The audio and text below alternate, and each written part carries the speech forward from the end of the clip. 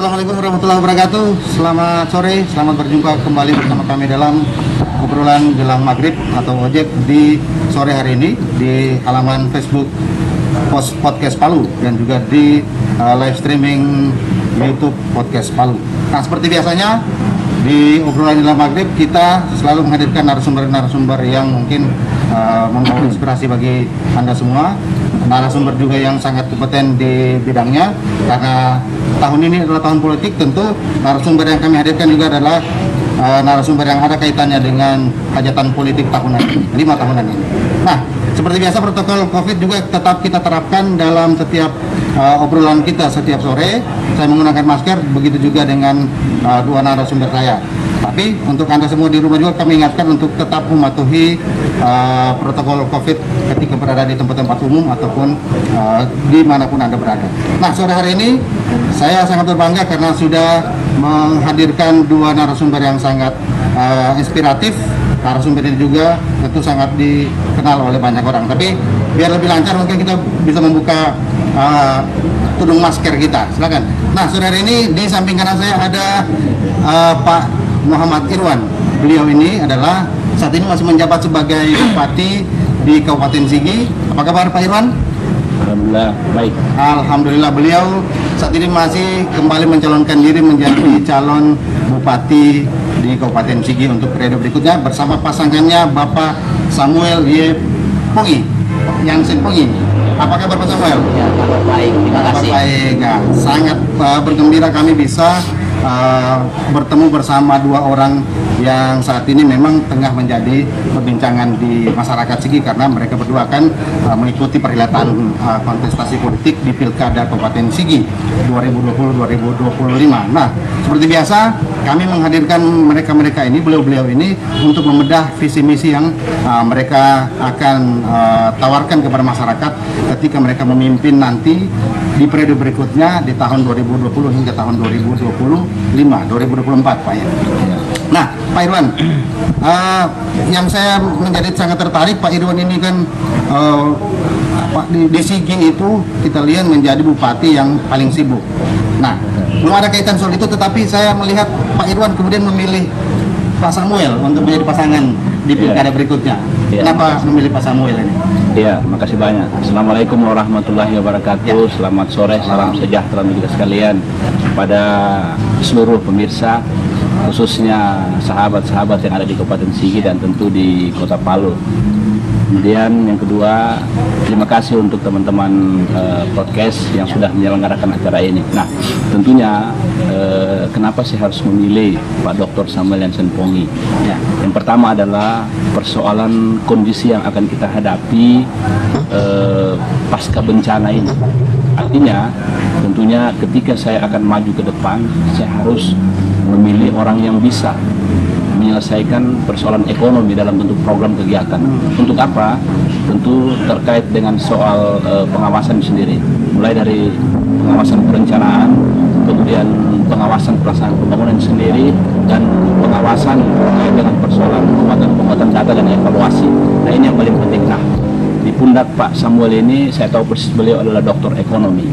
Kemudian di samping itu juga tentu saya pikir semua orang itu bisa mendampingi, tetapi ada yang paling prinsip, paling penting bahwa ke depan Sigi ini harus terus bergerak. Artinya di masa pemulihan ini kekuatan kita adalah di kekuatan ekonomi. Ini yang harus dipulihkan.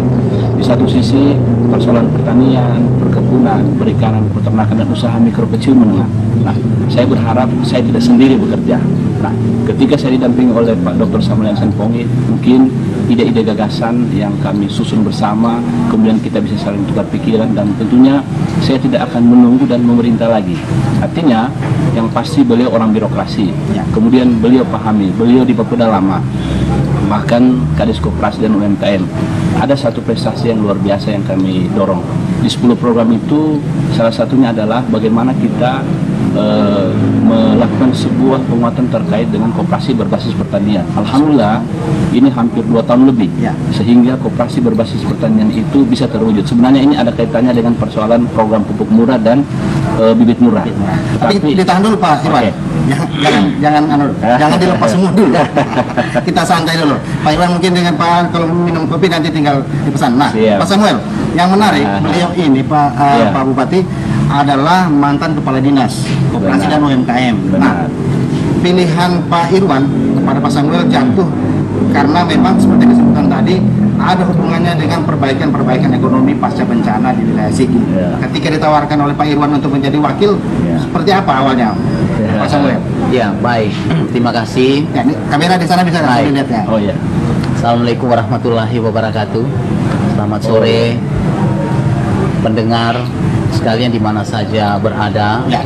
Kesempatan sore hari ini tentu ada beberapa hal yang dieksplor lebih jauh. Ya, betul. Jadi yang pertama, kenapa akhirnya kami memilih jalan ini di saat memang karir kami hitungan masih cukup panjang untuk jadi Berapa kepala lama? dinas. 15 Masih tahun. 15 tahun. Wah, selama. Karena saya sekarang umur 45 tahun, berarti pensiunnya 60 tahun kepala dinas. Masih 15 tahun 15 saya harus tahun bisa lagi menjalani, tetapi kemudian saya harus memilih ini. Yang pertama karena saya melihat Pak Bupati memanggil saya untuk mengabdi di tanah kelahiran. Saya lahir besar di Sigi.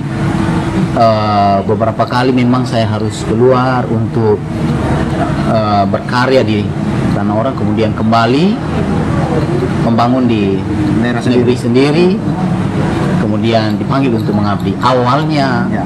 orang tua belum setuju, istri belum setuju, tapi setelah saya jelaskan mengabdi ini tidak harus jadi ASN.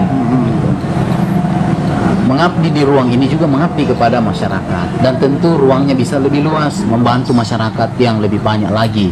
Apalagi saya tahu persis di saat Pak Bupati awal-awal menjabat, kebetulan visi misi Pak Bupati diterjemahkan ke dalam dokumen yang namanya RPJMD itu saya masih di Bapeda waktu itu. Jadi saya terlibat langsung dalam penyusunan dan saya melihat betul betapa Pak Bupati punya program-program yang pro rakyat, yang langsung menyentuh masyarakat. Saya karena menghitung uang itu saya tahu berapa persentase untuk masyarakat. Saya bilang, luar biasa. Saya waktu menghitung anggaran itu. Jadi saya melihat Pak Bupati memanggil saya untuk mengabdi karena Pak Bupati sudah membuktikan bahwa sebelumnya sudah membuktikan kerja-kerja nyatanya begitu. Itu mungkin yang membuat saya akhirnya memilih untuk ikut bersama-sama Pak Bupati membangun Kabupaten Sigi, dan apalagi tadi disampaikan pasca bencana banyak hal yang harus dilakukan, dan tentu saya sudah kemarin uji coba Dan beberapa tentu hal. butuh orang yang klik cara pemikirnya, gitu ya Pak Irwan. Baik, kita masuk ke bedah visi misi Pak Irwan dan Pak Samuel. Garis besar dari visi misi yang ditawarkan kepada masyarakat di periode ini, mungkin Pak Irwan bisa mengupas sedikit. Ya, makasih banyak. Mungkin sebelum saya masuk ke visi misi di tahap 2 ini, mungkin saya sampaikan dulu ada beberapa hal terkait dengan visi misi ini. Sebenarnya visi misi ini terlahir dari sebuah persoalan, sebuah masalah, hal-hal yang memang perlu diselesaikan. Nah, kenapa? Ketika saya sebelum menjabat menjadi pimpinan daerah, tentu visi misi ini adalah hasil perjalanan saya, perjalanan pribadi saya ke seluruh pelosok, dan memang sebelum menjadi bupati ada berapa tahun lebih, misalnya ada masyarakat yang menyampaikan, Pak, kami butuh hand tractor, bagaimana ini bisa, yang diberikan ini hanya orang-orang tertentu, misalnya seperti itu, ternak dan lain sebagainya. Nah, saya mencatat masalah-masalah ini. Nah, kemudian ketika di blow up media beberapa saat ada media sosial kemarin bahwa Bupati Sigi visi misinya saya yang susun. Apa benar? Tidak benar itu. Saya yang sampaikan itu tidak benar. Kenapa? Saya waktu itu sudah menyusun, mencatat sendiri persoalan-persoalan yang ada. Itu kedua, saya bersama sahabat saya, adinda saya kemarin itu ada bertiga kami. Saya mencatat, beliau mengetik, dan satu kita berdiskusi. Ya, mungkin saya sebutkan namanya, ya Ade Novialdi dan Beni Boje. Itu pun hanya kenapa pada saat pilkada lalu itu mau bikin visi misi ini harus dibayar, ada yang mau bayar 25 sampai 30 juta. Saya tidak punya duit untuk itu. Nah, Untuk membuat itu menyusun. Ya, saya tidak tahu siapa yang memakai seperti itu. Nah, tentunya menyusun ini adalah sebuah persoalan. Nah, sehingga Sigi ini kan tidak ada laut, tidak ada tambang, tidak ada hal-hal yang luar biasa. Yang ada adalah, makanya saya dorong ekonomi kerakyatan. Karena bicara ekonomi kerakyatan, dia ada hal-hal yang luar biasa. Di dalamnya ada pertanian, perkebunan, perikanan, kehutanan, peternakan, usaha mikro, kecil, menengah. Inilah yang akan didesain untuk menjadi sebuah kekuatan masyarakat itu sendiri, nilai ekonominya. Nah, sehingga lahirlah sebuah visi kami bagaimana Sigi itu bisa maju mandiri masyarakatnya berbasis ekonomi kerakyatan. Nah, inilah yang coba kita susun kemarin. Nah, skop-skop kecil ini kemarin dalam desain besar yang kita berikan kemarin ke tim penyusun di Bapeda kemarin itu memang disusun bersama berdasarkan diskusi kita, bukan oleh oknum tersebut ya. Kalau itu enggak betul, ada yang di media sosial ya, dan dia tidak tahu tentang itu pasti, dan dia enggak pahami karena makanya nanti kita akan membahas soal visi misi ini seperti apa pembunuhan karakter PIW visi misi ini tentang perjalanan saya untuk menyusun persoalan tadi menjadi sebuah program kegiatan. Nah, misalnya kenapa harus menjadi sebuah kekuatan, tadi saya sampaikan bahwa bagaimana Sigi menjadi maju mandiri berbasis ekonomi kerakyatan. Nah, sehingga di dalam ini ada 5 misi. Misinya adalah tindak lanjut dari visi. Misalnya, yang pertama tentu melihat kondisi Sigi harus melakukan percepatan pelayanan dasar kita harus cepat. Misalnya jalan, jembatan kita, irigasi desa ya, bukan irigasi yang dibangun oleh pusat, irigasi desa. Ini perlu perbaikan dengan keterbatasan uang, dana. APBD kita setiap tahun 129 miliar. Kalau sampai di 200 miliar sudah fantastis. Ya. Nah, nilai ini akan dikelola ini tidak mudah, tidak gampang. Orang berpikir bahwa itu uang dikelola begitu saja, tapi ada etika, ada mekanisme, ada sistem yang mengatur. Misalnya, dari 1 triliun 129 miliar ini 50% itu sudah harus belanja pegawai, 4-50% ya ideal. Kemudian di 3-40% itu belanja pembangunan. Kemudian 10%-nya itu belanja lainnya. Nah, kalau kita hitung dengan waktu, dengan uang ini, tidak akan mampu kita selesaikan persoalan ini. Makanya ada program yang dari pemerintah di luar DAU itu ada DAK, dana alokasi khusus. Terus ada bantuan pemerintah provinsi dan seterusnya. Nah, sehingga di misi saya, jadi misi saya dan visi ini beratnya tidak jauh dari nanti yang akan tetap mudah. Misalnya di pertama percepatan akses pelayanan dasar, misalnya percepatan pembangunan jalan, jembatan, irigasi dan air bersih, ditambah dengan persoalan akses pelayanan pendidikan dan kesehatan itu sendiri. Kemudian yang kedua terkait dengan persoalan peningkatan ekonomi, ya, berbasis ekonomi kerakyatan. Yang ketiga reformasi birokrasi tata kelola. Yang keempat ya harmoni sosial terkait dengan persoalan keamanan, ketertiban di wilayah Sigi. Dan yang kelima pembangunan berkelanjutan. Nah, saya tidak mengulas lagi semua ini, tapi misi ini tetap menjadi 5 misi, tetapi ketika nanti masuk di periode kedua, saya merubah situasi ini. Kenapa? Saya harus tetap mengikuti ini karena memang waktu saya membangun kemarin hanya 2 tahun 7 bulan. Berarti akan ada kelanjutan visi misi di periode sebelumnya ya, yang sudah kesini akan masuk. Logikanya adalah bahwa 2 tahun 7 bulan itu kalau kita membangun daerah mustahil akan selesai baik. Ya. Tetapi visi ini adalah sebuah mimpi, hayalan saya. Sigi ini mau dibuat apa? Nah, ketika terjadi pemindahan ibu kota negara dari Jakarta, pusat pemerintahannya ke Kalimantan, Pasir Penajam Utara, saya harus melihat bahwa Sigi ini harus punya nilai jiwa. Ada peran juga di situ. Pasti Sigi harus berperan. Pasti. Kenapa? Bentar. Oke. Pak Irwan, yang paling menarik tadi soal ekonomi, sektor ekonomi. Kita akan membahas itu nanti seperti apa peran Sigi di calon ibu kota negara. Tapi yang paling mendasar adalah masalah ekonomi tadi yang sudah dari awal disebutkan oleh Pak Irwan. Memilih Pak Samuel juga itu adalah bagian dari bagaimana menata kembali ekonomi Kabupaten Sigi. Kalau Pak Samuel melihat visi yang ditelurkan oleh berdua sama Pak Irwan tadi itu, penerapannya ketika nanti akan menjabat seperti apa? Baik, yang pertama saya ingin menyampaikan implementasi tadi sampaikan koperasi berbasis pertanian itu adalah bagian dari 10 program unggulan. Implementasi langsung dari misi kedua tadi, meningkatkan ekonomi berbasis ekonomi kerakyatan. Kemudian diterjemahkan di 10 program unggulan, salah satunya poinnya koperasi berbasis pertanian. Kenapa Pak Bupati mengambil itu? Ternyata itu hasil perjalanan Pak Bupati di lapangan. Nah, waktu Pak Bupati menemui itu dan menyampaikan kepada saya, ini kita harus buat. Bisa enggak? Saya bisa Pak. Nanti kita kaji dari landasan hukumnya, kemudian implementasinya. Nah, sebelum ini dilaksanakan, saya coba juga jalan. Jadi saya jalan Pak di 15 kecamatan, 176 desa, gitu ya. Jalan coba. Ternyata apa yang didapatkan di lapangan Pak Bupati memang itu yang saya dapatkan. Misalnya, kan kenapa koperasi berbasis pertanian jadi mimpi besar Kabupaten yang harus diimplementasi? Karena pupuk mahal, pupuk langka. Dalam teorinya tidak boleh ada itu. Kenapa? Obat-obatan Ada mahal. RDKK, rencana detail kebutuhan kelompok. Artinya petani di sebuah wilayah harusnya dia tidak boleh mengalami kelangkaan pupuk karena dia punya hak. Namanya ada. Yang jadi persoalan oknum ya, oknum. Jadi tidak semua pengecer itu tidak. Tetapi ada pengecer, oknum pengecer yang bermain. Mereka memang betul, pengecer itu kan dia harus punya modal awal, menebus pupuk di distributor. Nah, waktu diantar ke lokasi ini, semua sudah punya nama, diantar lah.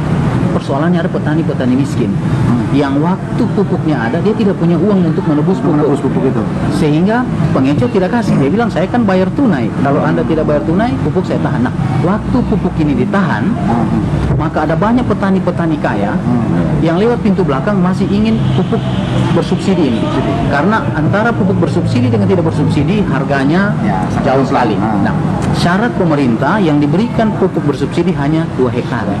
Artinya petani-petani kaya yang punya sawah, kebun, punya 5 hektar, punya 10 hektar, dia masih ingin lagi mengambil yang bukan haknya. Itu yang jadi persoalan. Dia lewat pintu belakang dia beli. Nah, akhirnya apa? Petani miskin tadi, waktu dia harusnya sudah tanam, dia butuh pupuk, pupuk tidak ada, pupuk langka. Nah, disitulah pemerintah harus hadir. Harusnya hadir. Makanya koperasi pertanian. Nah, koperasi harus hadir. Makanya, nah, cuma jadi kemarin persoalannya waktu implementasi pertama saya selalu melaporkan, Pak, kita terkendala karena aturan tidak bisa kita berikan tanpa ada alas hak. Apa itu? Perda. Alas perda. Nah, untuk membangun perda ini kita juga dapat benturan. Karena sekali lagi ada 30 anggota dewan yang terhormat di gedung dewan itu tentu pemikirannya berbeda-beda. Ada yang mendukung, ada yang tidak. Tetapi sekali lagi juga oknum begitu. Tapi saya bersyukur karena sebagian besar mendukung program ini. Nah, sehingga perda itu keluar dan implementasinya sudah kita lakukan di 3 wilayah koperasi berbasis pertanian yang diberikan dana oleh Pemda untuk tadi menanggulangi harapannya, karena kami sudah kasih catatan ini tidak boleh untuk simpan pinjam, tetapi untuk usaha-usaha produktif termasuk tadi ini. Tapi dia melalui UMKM itu kan dinas koperasi dan UMKM, koperasinya yang itu tadi. Karena itu termasuk juga dengan kemudahan akses untuk mendapatkan izin. Lain dan UMKM lain lagi. Karena izin diurus sendiri lagi di sektor usaha. Ini masih koperasi tadi, karena Pak Bupati, itu yang saya bilang tadi, Pak Bupati betul-betul panggilan pengabdiannya yang tinggi. Pak Bupati tidak tega melihat masyarakat yang tidak mampu mengakses, padahal itu menjadi haknya. Itu yang dijawab oleh Pak Bupati. Kalau itu yang kami laksanakan kemarin, koperasi berbasis pertanian. Jadi itu fakta-fakta di lapangan bahwa harusnya pupuk itu tidak bisa langka, tidak bisa mahal karena dia sudah punya hak. Tapi persoalannya memang ini sudah lama seperti ini. Sistem maka itu sudah Pak Bupati hadir mau menjawab itu. Itu kira-kira. Dan tugas saya ke depan sudah ada, tinggal ditingkatkan. Gitu. Nah, tadi sudah disebut oleh Pak Samuel, Pak Bupati. Di Sigi kan kita tahu bahwa akses untuk sampai ke beberapa daerah juga agak sulit karena faktor geografis. Nah, tapi di 5 tahun menjabat Pak Muhammad Irwan ini juga kita lihat sudah sampai ke tempat-tempat yang susah dituju. Nah, perbaikan infrastruktur yang sekarang sudah ada selama 5 tahun ini, apakah memang nanti di tahun berikutnya juga akan ditambah lagi? Ya, terima kasih. Memang untuk percepatan infrastruktur di tahun ini di misi yang pertama, di yang kedua lagi bahkan kita lebih tingkatkan lagi tentunya terkait dengan persoalan akses. Misalnya begini, persoalan jalan Peana Kalamanta Batas, dan memang ini kita dorong kemarin, kita sudah tembuskan di sana kemarin, sudah sampai di batas. Bahkan 3 bulan saya menjabat kemarin, saya bersama anggota DPRD kemarin kita ke Sulawesi Selatan kemarin ya, di Luwu Utara, untuk berkomitmen sama-sama membangun jalan. Ibu Indah dari Luwu Utara tembus ke batas, saya dari Kalamanta masuk sampai ke batas juga. Nah, alhamdulillah memang secara teori kalau kita melihat uang untuk membangun jalan ini kan berat, tapi kita terus menguatkan tahapan-tahapannya, dan alhamdulillah juga jalan ini sudah menjadi jalan nasional, ditetapkan oleh Bappenas kemarin. Ini kita usulkan hampir setiap tahun kita usulkan. Nah, ini yang kenapa saya mendorong untuk melakukan percepatan agar Piana Kalaman Tabatas ini bisa menjadi jalan nasional. Kenapa? Karena pertama, ketika jalan nasional ini ada, otomatis akses ekonomi itu akan lebih tepat. Artinya ruang ekonomi baru itu akan muncul dan tumbuh. Kenapa seperti itu? Di sana kalau kita lihat harga ojek dari Piana dari bawah, dari Pulau Selatan ke Kalamantan, pulang pergi itu 2 juta.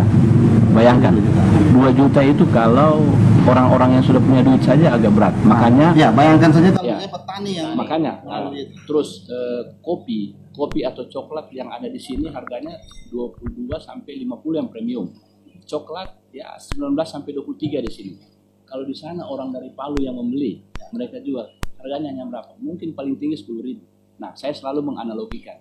Aqua yang 6.000, harganya yang 1,5 liter itu kalau dijual di sana sampai 20.000, 15 sampai 20. Kalau saya analogikan. Terus kenapa? Harga coklat atau kopi itu paling besar dia 10.000. Nilai tukar petani itu tidak mampu menendang ke atas NTP kita. Nah, masih seperti saya itu sudah.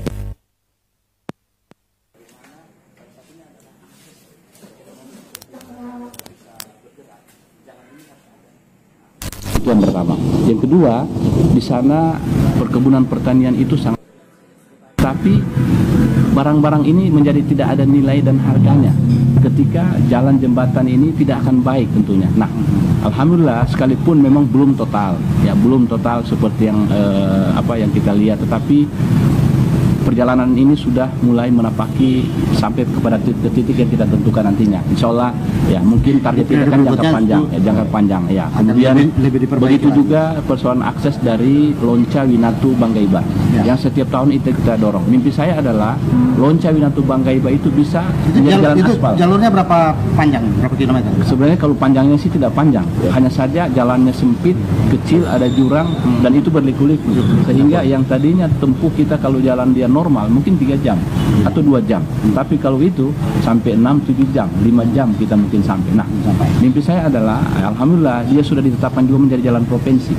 Nah, ke depan ya saya berkeinginan bahwa seperti jalan-jalan kenapa Parimo, Poso itu bisa mengakses seperti itu. Kenapa tidak wilayah kami terisolasi? Nah, sekarang kita sudah mulai dan sudah ditetapkan menjadi jalan provinsi dan sehingga ke depan kita akan tingkatkan lagi nantinya. Nah, ini semua sebenarnya menjadi harapan-harapan, bukan hanya harapan saya, tetapi harapan masyarakat. Ada istilah biasa mereka sampaikan, kita sudah merdeka tapi di kami belum merdeka, Pak. Ya. Nah, seperti itu. Belum merdeka karena mungkin belum faktor-faktor tadi. Ya, termasuk juga untuk percepatan jalan. Ya. Nah, tentunya kita harus lihat di mana pemerintah melihat bahwa di mana kewenangan pusat, di mana kewenangan provinsi, di mana kewenangan kabupaten. Kita juga tidak bisa serta-merta. Misalnya gini, jalan ruas Kalukubula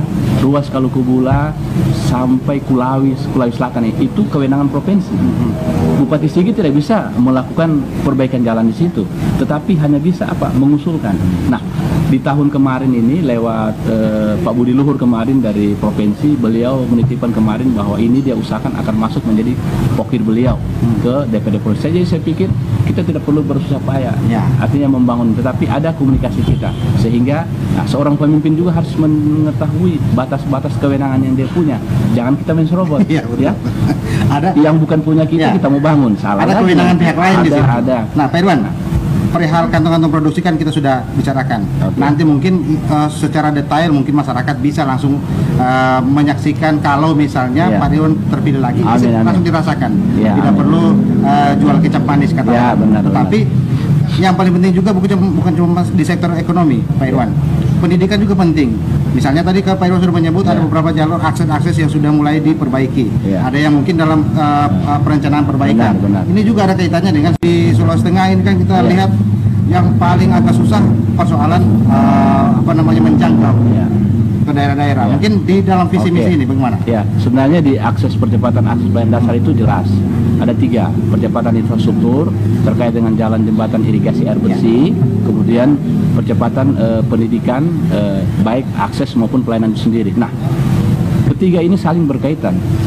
Ketika akses tidak baik, jalan tidak baik, otomatis ini akan mempengaruhi persoalan pendidikan dan kesehatan. Misalnya, guru mau ke sana, Guru kita ada, Ya. guru mau ke sana terhambat dengan persoalan jalan, Ya. terhambat dengan persoalan sarana prasarana. Nah, makanya ini berbarengan. Tetapi dengan tidak kita meninggalkan semua ini, otomatis ruang-ruang pendidikan ini harus terus dibangun. Misalnya kami melalui program ini misalnya untuk guru-guru sekalipun terbatas secara kuota, secara jumlah sebenarnya kita masih sangat kekurangan tenaga pendidik.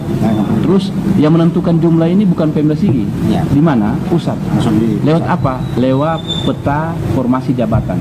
Di mana? Di penerimaan CPNS. Nah, kita usulkan selalu melebihi kuota misalnya 500, yang datang 300. Guru yang diterima hanya 10, 20, itu pun terbatas. Nah, bagaimana kita memacu persoalan pendidikan ini?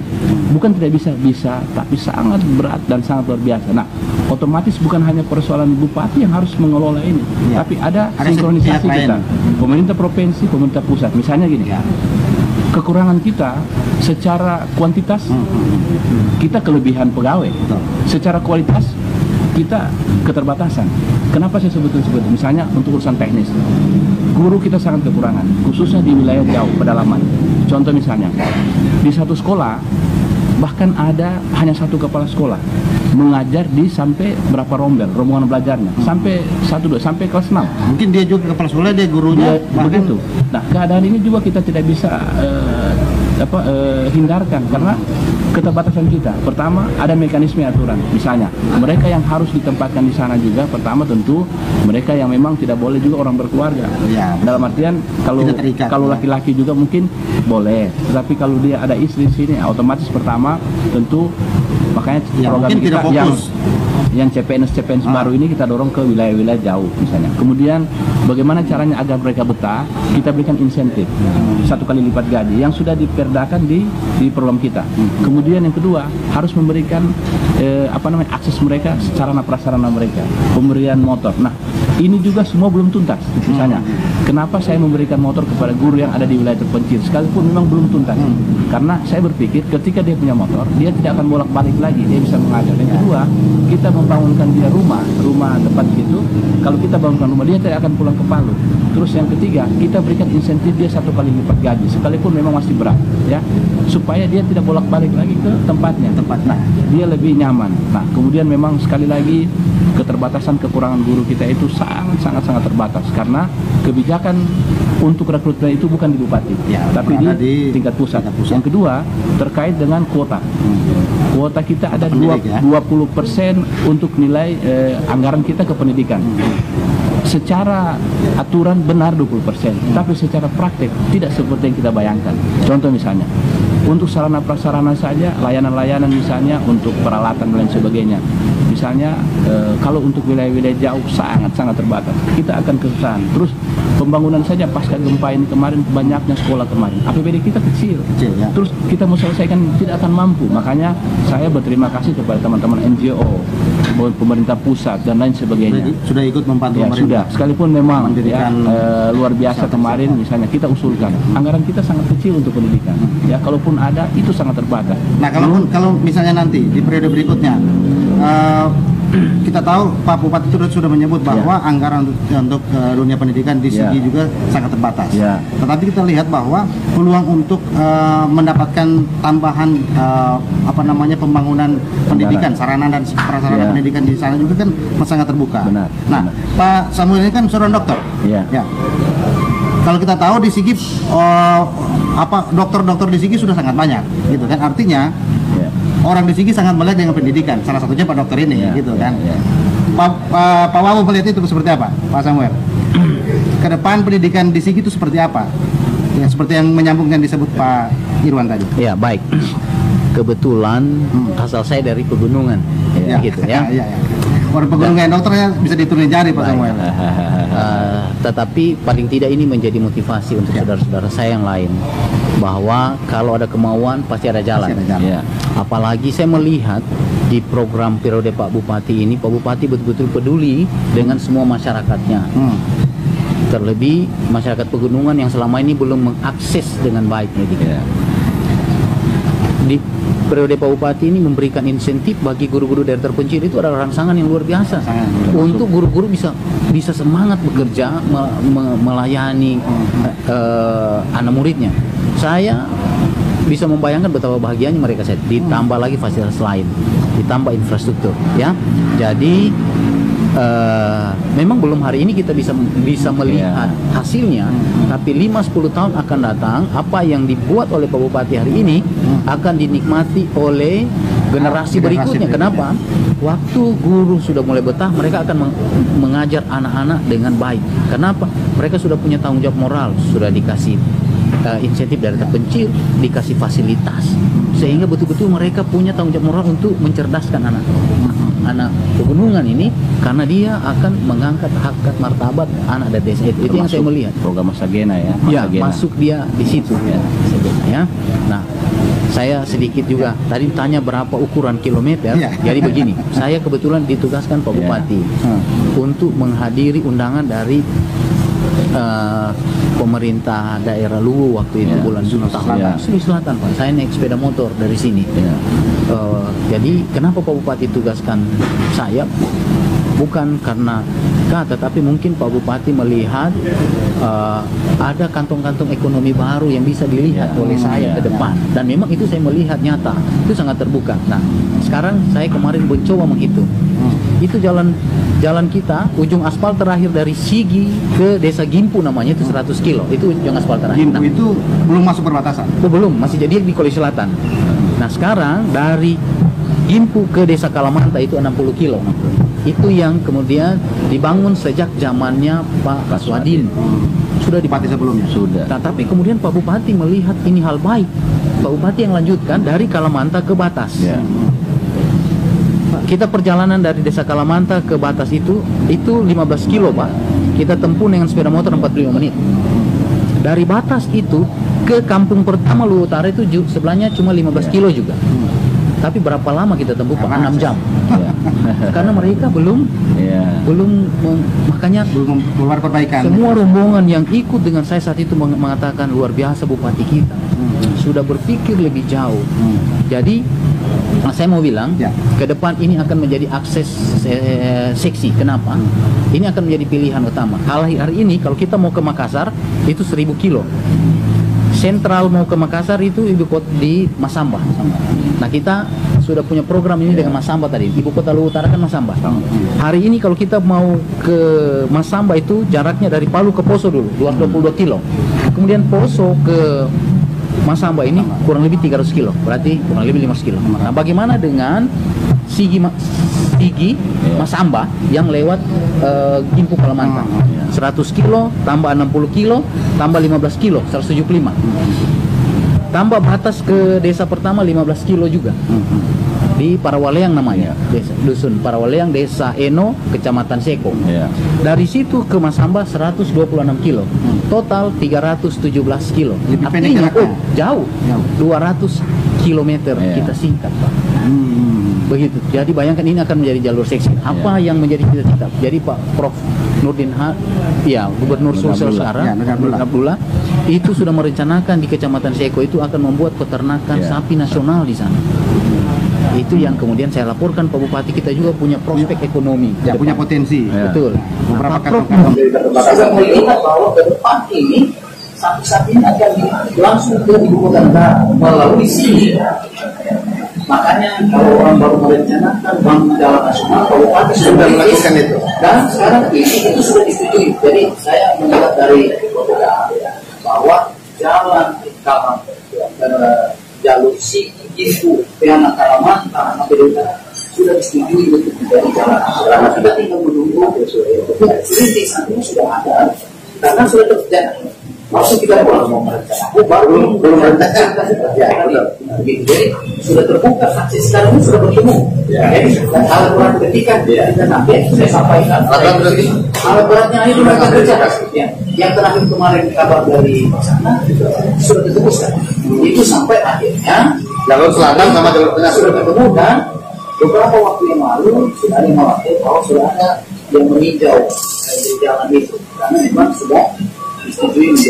Itu yang saya bilang tadi, senang pengertian berbagi. Nah, ini sangat luar biasa. Kalau misalnya di periode berikutnya ini Pak Bupati Irwan Lapata dan juga Pak Irwan Mohon dan juga Pak Samuel itu kemudian melanjutkan kepemimpinan ini, tentu tidak susah lagi untuk melakukan perencanaan karena sudah. Tapi minum dulu Pak, biar lebih rileks. Silakan Pak Irwan. Kita minum kopi, Pak Irwan minum air putih. Ya. Buat Anda yang menyaksikan podcast kita sore hari ini melalui halaman Facebook di Podcast Palu dan juga di YouTube, kami mohon maaf karena tidak membuka sesi tanya jawab. Kami memang sengaja tidak membuka itu karena ruang ini kita lakukan agar narasumber kami bisa langsung memberikan informasi yang mereka punya kepada Anda yang menyaksikan. Soal seperti apa Anda harus memilih mereka berdua agar tahu seperti apa nanti visi misi ini diterapkan. Nah, hal yang menarik lain yang dimiliki oleh visi misi dari Pak Irwan Lapata dan juga Pak Samuel adalah kantong produksi, bukan kantong produksi tetapi sigi yang nanti akan menjadi daerah penyangga ibu kota baru yang ada di Kalimantan. Kalau Pak Irwan melihat potensi itu seperti apa perencanaan? Ini kan sangat bagus. Ya, makasih. Lagi makanya di sini itu saya sini berdaya Pak juga bisa bersaing dan juga bisa bersaing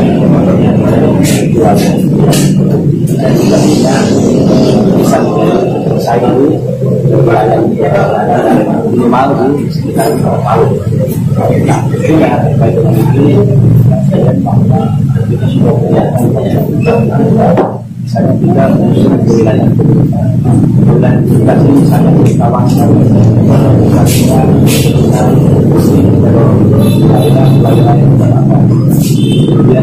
wilayah wilayah tetap kemudian wilayah mendorong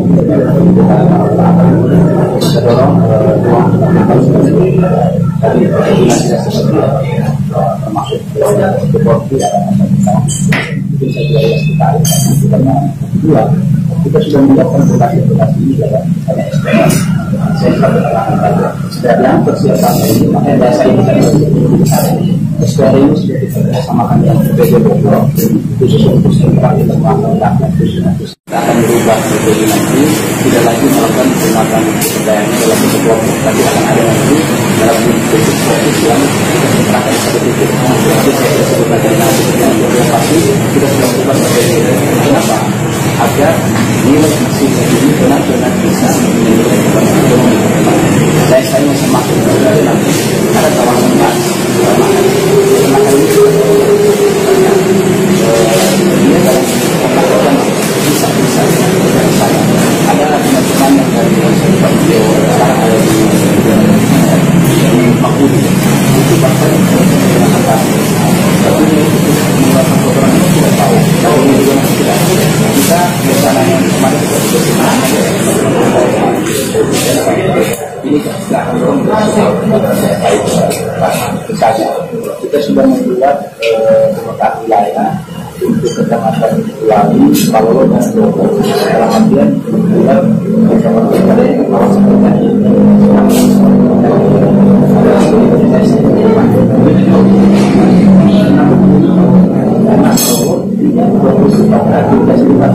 Kenapa memilih Kuali dan Kuali?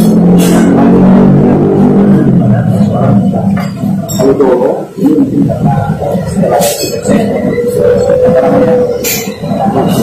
kalau ini air kita nanti dari sejak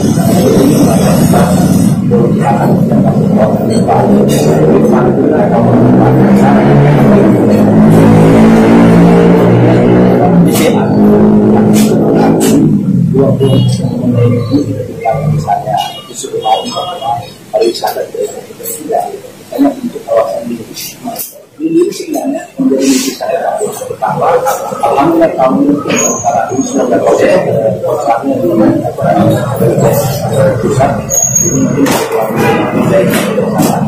ini akan ada 12 kilo dari satu dan ludunya dibangun.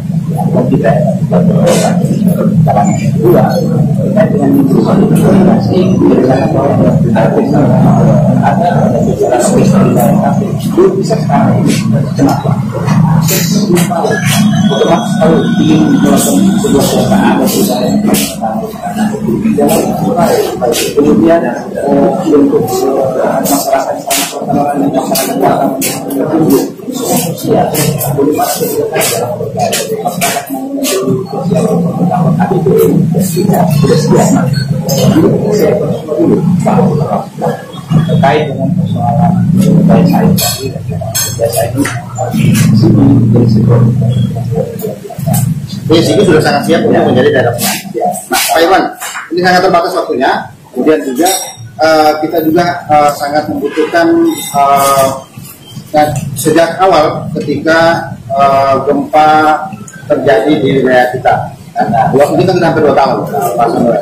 Pak Irwan ini kan orang yang saya sebagai jurnalis kemudian melihat itu di lapangan, bahwa salah satu yang berada di lapangan ketika gempa terjadi adalah Pak Irwan. Ini sebagai closing statement. Di lapangan bisa mungkin orang-orang melihat Pak Irwan tidak berada di lokasi, tetapi banyak saksi lain melihat Pak Irwan berada di lokasi. Nah, di 2 tahun pasca gempa ini sebagai closing statement, Pak Irwan mau menyampaikan apa? Ya, banyak tidak. Memang persoalan gempa ini sangat krusial dan memang menjadi harapan saya sangat untuk kepada masyarakat sendiri. Pertama, jadi mari kita tidak sedia karena stimulasi luar biasa yang sampai kemarin itu hasil yang ketiga ini tidak dari 26.000 ke 24.000 yang baru 1 kemudian dari uang 568 miliar. Kemudian sisa uang dari semua ini ada 97 miliar yang belum terbayar terkait. Kemudian ada nilai sekitar 3.900 hampir 1 juta kali. Ini kemarin kita sudah persiapkan karena kita maaf bukan berarti Pemda sini tidak bergerak. Kekuatan nilainya administrasi kedatangan tentunya ini yang kita lihat kemarin ini memang bukan menyampaikan ini berdasarkan apapun titik pengawalan sehingga sebenarnya kesempatan pembayaran itu dan mengawal oleh pasiennya seperti kita tidak memberikan yang dibutuhkan sehingga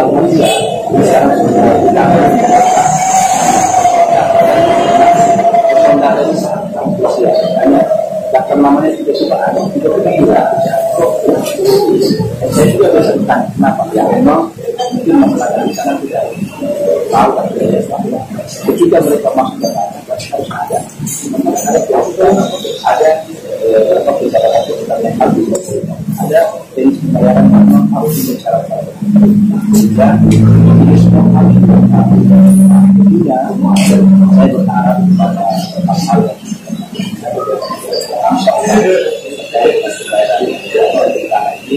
adalah kita ya sekitar 12.000 tambahan yang belum terselesaikan, tapi ya kita tahu karena itu harus dilihat secara berjalan. Jadi kita baru lapor. Ini belum bisa ketemu itu. Kita selesaikan dulu ya. Sisa dari sampai dulu ya. Sisanya ini kita selesaikan ini sisa. Setelah itu akan ada masalah dulu sama dalam bagaimana kita selesaikan kita tambahkan. Jadi sampai selesaikan sisa yang semua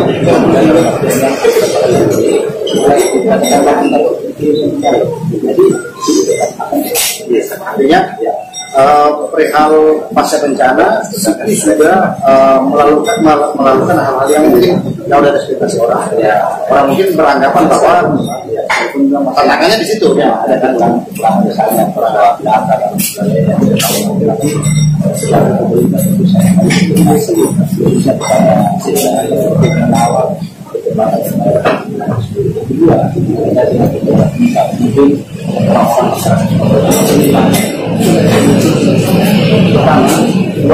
uang dari yang mengeluarkan adalah pengembang kita sendiri. Tugas kami adalah hanya kontrol regulasinya. Ketika ada yang menunjukkan kita bisa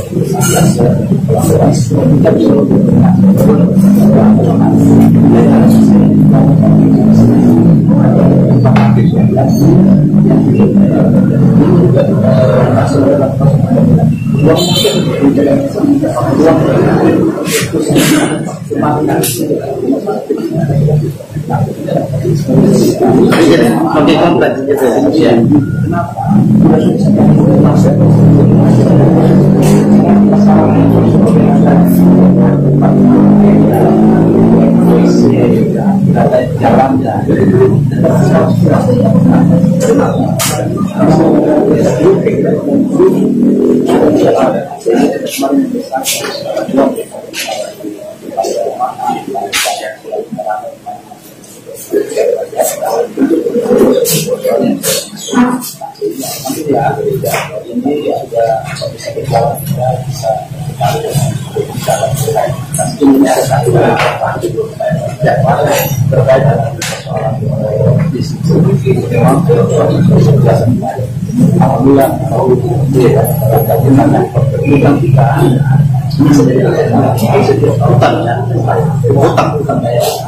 kemarin juga alhamdulillah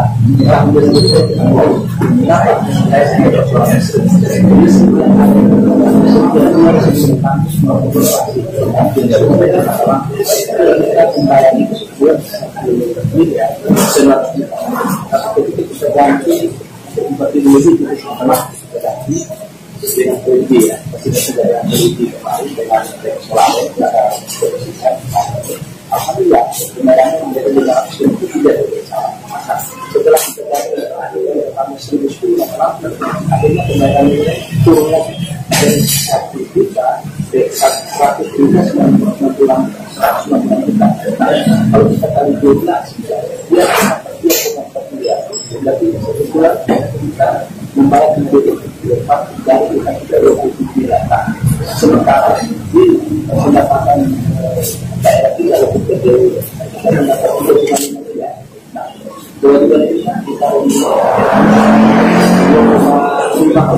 dan ada seperti 900 juta. Dan 900 juta itu menjadi kemudian kami soal pagi karena 20 ada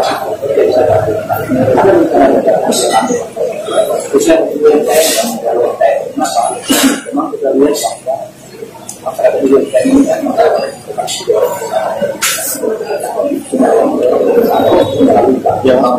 Ya, saat ini komunitas ini ada di tahun berikut tahun berikutnya karena saya akan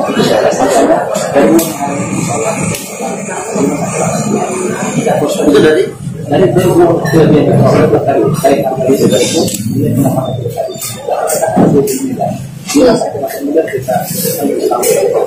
kita bikin kalau pelaku usaha tinggal sekitar 20-15 tahun itu mereka punya kalau mereka ini semua yang masih depan yang akan ini bisa jadi lagi dengan pertama saya sangat berharap pada seluruh warga keluarga mereka lagi kemarin itu pertama motifnya juga 12 orang kita berian uang juga ada kita juga 16.000 sampai ini ada Mas Bisau harapan saya seluruh kepala desa para camat mari kita berharap insya Allah besok mungkin saya akan sudah sampai kepada negara untuk mentaati pertama semua masuk desa sudah sangat-sangat yang kedua saya mengimbau sahabat-sahabat saya kenapa kami sama-sama menjalankan ini bersama sahabat kami ini adalah pasangan juga nanti mereka adalah kawan kami saya tahu tentunya mari kita bangun dengan damai bangun dengan damai tidak memberikan diskusi doang tidak memberikan diskusi yang mematikan ruang-ruang pergerakan antara kita bersama. Kemudian tentunya pada seluruh warga yang ada di Kota Sigi, baik untuk kami dan untuk bangsa Indonesia, mari kita bersoal lebih kenal. Kenapa? Agar jangan karena persoalan jabatan, kita menjadi beda. Jangan karena perbedaan yang masih ada yang paling penting dalam hal kedua. Yang kebetulan bersama dengan saya jadi siapapun nanti akan menjadi pemimpin itu sudah dipastikan oleh Allah. Sebagai manusia saya yang pertama ini itu berikhtiar, berusaha berbaik. Sekali lagi seluruh pendukung kami yang ada di sini, apapun terhadap saya dan pasangan yang diberikan fitnah, isu orang dan macam-macamnya, jangan kalian tangani. Biarlah dia mengalir seperti air. Dan tentunya malam lawan ini, mari kita bangun bersama. Insya Allah kami juga tidak seperti yang kita adalah keluarga, kita adalah sahabat. Tentunya kita bangun bersama. Pilkada damai adalah kebutuhan yang bersama. Kita ramai untuk perkembangan bersama pribadi kaya sendiri. Baik, karena kita dibatasi waktu, Pak Irwan, Pak Samuel, yang satu hal yang tentu kita garis bawahi bahwa pilkada itu adalah pesta demokrasi, ya, namanya pesta yang kita lakukan adalah yang gembira.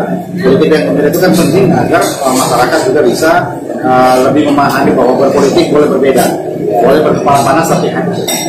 Terima kasih Pak Irwan Ahmada, Pak Muhammad Irwan, calon Bupati dari Kabupaten Sigi, dan juga Pak Samuel Yansen Pongi. Terima kasih banyak. Kita akan bertemu lagi di episode berikutnya di obrolan Jelang Maghrib bersama saya Abu Mari dan juga kru yang bertugas tidak bertanya. Selamat sore. Wassalamualaikum warahmatullahi wabarakatuh.